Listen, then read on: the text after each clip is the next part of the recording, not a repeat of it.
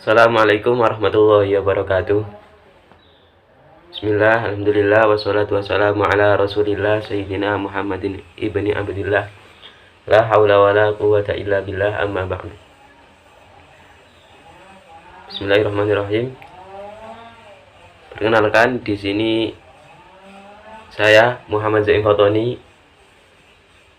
dari Prodi Ilmu Al-Quran dan Tafsir B akan sedikit menguraikan 3 bab yang menjadi ujian akhir semester mata kuliah studi Al-Quran ini.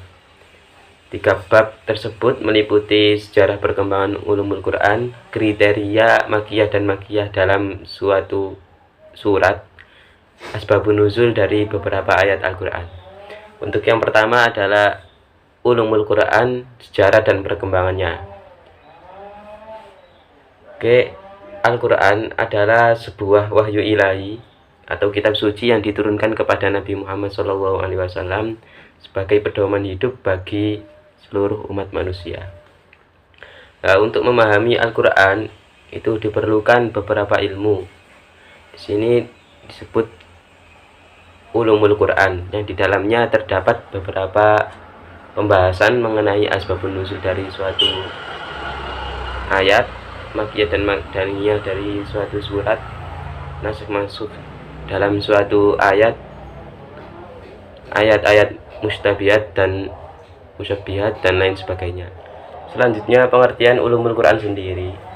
Secara etimologi merupakan gabungan dari 2 kata, yakni al-ilm dan Al-Quran. Al-ilm di sini, al-ulum di sini merupakan jamak dari kata al-ilm, yang artinya mengetahui dan yang biasanya disinonimkan dengan kata al-ma'rifat. Dan sedangkan Al-Quran adalah untuk masdar dari lafaz qara'a. Untuk ulumul Quran dalam segi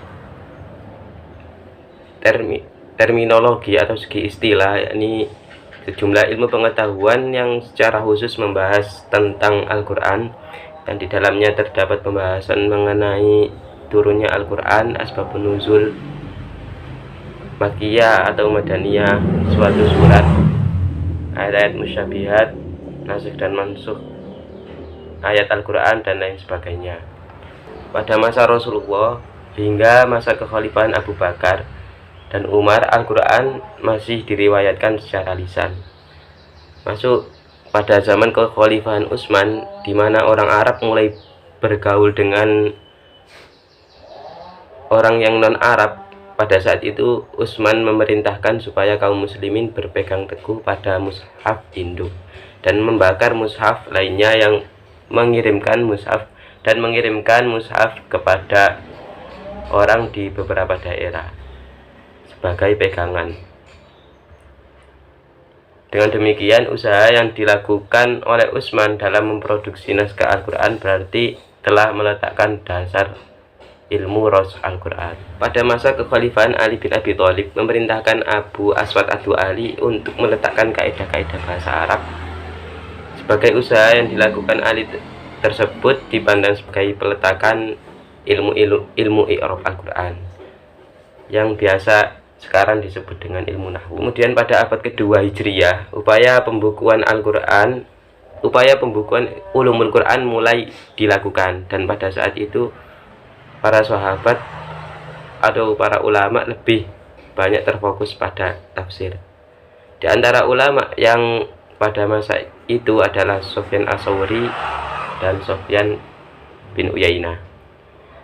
Untuk kesimpulan dari bab ini adalah ulumul Quran itu adalah beberapa pembahasan yang terkait dengan Al-Quran dari segi makiyah madaniyahnya, surat dalam Al-Quran, asbabun nuzul dari suatu ayat Al-Quran, balaghahnya, nasikh dan mansukh dari suatu ayat Al-Quran, tafsir dan hal yang mengenai Al-Quran. Ulumul Quran yang terdiri dari beberapa macam dan cabangnya tidak lahir sekaligus, tapi melalui beberapa fase. Fase yang pertama adalah fase periwayatan, yang kedua fase lahirnya cabang-cabang dan fase kodifikasi ulumul Quran sebagai suatu ilmu yang mencangkup berbagai ilmu Al-Quran, yaitu sejak abad ke-5 hingga saat ini. Untuk yang selanjutnya, yang terakhir adalah asbabun nuzul dan urgensinya dalam memahami Al-Quran. Al-Quran adalah kalamullah yang diturunkan kepada Nabi Muhammad melalui malaikat Jibril secara beransur-ansur sebagai kitab yang menempati tempat yang pertama atau sumber utama ajaran Islam, yang berfungsi untuk menunjukkan umat Islam ke jalan yang benar untuk mencapai kehidupan yang bahagia di dunia dan akhiratnya. Karena itu kita perlu, bahkan wajib, dalam memahami Al-Quran untuk mengetahui asbabun nuzul dari suatu ayat dalam Al-Quran. Sebetulnya banyak ilmu yang digunakan untuk memahami ayat dalam suatu Al-Quran, seperti ilmu gharib, ilmu tajwid, ilmu i'rab, dan tidak kalah pentingnya yakni ilmu asbabun nuzul ini. Seperti yang sudah ditetapkan para ulama bahwa Al-Quran itu diturunkan dengan dua bagian. Satu bagian diturunkan secara langsung, dan bagian ini adalah mayoritas Al-Quran. Dan bagian kedua diturunkan setelah adanya suatu kejadian atau pertanyaan yang turun mengiringi turunnya wahyu tersebut. Untuk definisi asbabun nuzul. Asbabun nuzul secara terminologi, secara etimologi atau bahasa, terdiri dari dua suku kata, yakni asbab dan an-nuzul. Asbab dapat berarti kullu syai'in yatawassalu ila ghairi, atau juga dapat diartikan dengan al-hubla. Sedangkan an-nuzul artinya al-hulul, atau menempati tempat mereka. Sedangkan secara terminologi, menurut Imam Az-Zarqani dalam bukunya Manazilul Urfanil Quran, adalah sesuatu yang menyebabkan satu ayat atau beberapa ayat yang diturunkan untuk membicarakan sebab atau menjelaskan hukum pada masa terjadinya sebab itu. Dari beberapa definisi dan pengertian asbabun nuzul di atas dapat dipahami bahwa adanya suatu peristiwa tertentu dengan pertanyaan yang dipertanyakan yang diajukan kepada Nabi Muhammad SAW.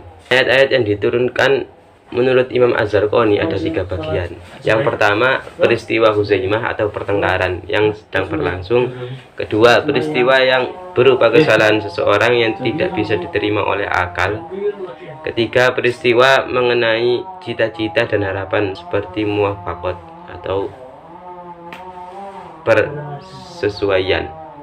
Sedangkan ayat ataupun ayat-ayat yang diturunkan karena adanya pertanyaan yang ditujukan kepada Nabi Muhammad SAW ada tiga bentuk juga. Yang pertama, pertanyaan tentang masa lampau. Yang kedua, pertanyaan yang sedang berlangsung. Yang ketiga, pertanyaan yang akan datang. Menurut Imam Az-Zarqani, tidak semua ayat Al-Quran itu mempunyai asbabun nuzul, seperti ayat-ayat yang ada di masa depan atau ayat-ayat yang berada di masa lampau, seperti hari kiamat dan lain sebagainya. Adapun fungsi untuk memahami asbabun nuzul ada 4 macam di sini disebutkan, yakni pertama, untuk membantu dalam memahami ayat atau menghilangkan kesulitan. Yang kedua, pengkhususan dalam sebab atau takhsisul hukmu bisabab. Nah, dengan asbabun nuzul dapat dipahami bahwa ayat ini diturunkan pada siapa, sehingga tidak terjadi keraguan yang menyebabkan penuduhan terhadap yang tidak bersalah dan menyebabkan penuduhan terhadap yang bersalah. Keempat, untuk memudahkan hafalan. Sekian uraian 3 bab yang menjadi ujian akhir semester mata kuliah studi Al-Quran ini. Bila ada kurangnya saya mohon maaf. Wassalamualaikum warahmatullahi wabarakatuh.